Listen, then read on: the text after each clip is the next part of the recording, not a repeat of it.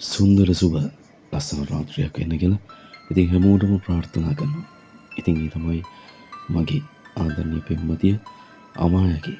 ඉතින් මගේ ආදර කතාවට ආදරේ සංගීතය පළඳගෙන වසරක් කරනවා. ඉතින් අපි ආදරයට අවුරුදු 3යි. ඉතින් අද වගේ දවසට මම හිතන්නේ සෑම වෙලාවකදීම වැටෙනවා කියන හැම මොහොතෙම ඉතින් ඇය දිරිය කාන්තාවක් වගේ මම නැගිටිනවා. ඉතින් ඇයගේ ගුණ මට සිහිපත් කරන මේ ලස්සන රාත්‍රිය. ඉතින් ඇයගේ සෑම පැතුමක්ම ප්‍රාර්ථනාවක්ම ඉෂ්ට සිද්ධ වෙන්න විය යුතුම.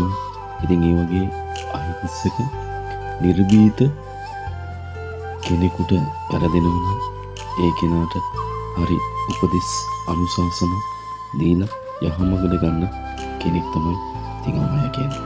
හරි ආදරණීය මෝපිය දෙපළ මෙලොවට ලස්සනට ආදරෙන් ජනිත කරලා හැදූ වැඩූ දෙමෝපියන් දෙපළට මගේ ආශිර්වාදය මේ මොහොතේ පුද කරනවා. ඉතින් ගොඩක් ආදරේ තවත් චූටි කාල සීමාවක් ඉතින් විදේශගත වෙලා ඉන්න බලාපොරොත්තු වෙනවා.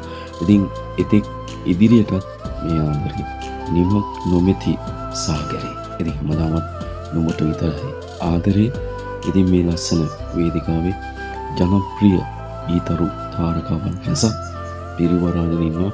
ඉතින් ඔයා ඉල්ලපු විදිහට මා මේ ලස්සන වේදිකාව හරි අපූර්වට තනලා ලස්සන නිර්මාණය කරලා ඔබේ දෙසවල් පිනවනවා මේ ලස්සන රාත්‍රියේ. ඉතින් මම හැමදාම මේ ආදරේ නුඹටයි සතුටින් ඉන්න මම රහසක් නැති කෙනෙක් නුඹට තරම් අහසක් තරම් ආදරේ කෙනෙක්.